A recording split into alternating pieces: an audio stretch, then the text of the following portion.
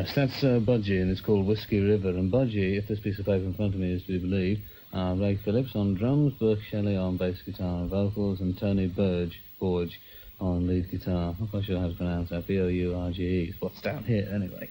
And a good band, too. It's nice to hear some people raising a little hell from time to time. Don't want to be too polite, you know. If this woman... I don't see, man, may live different sorts of lives.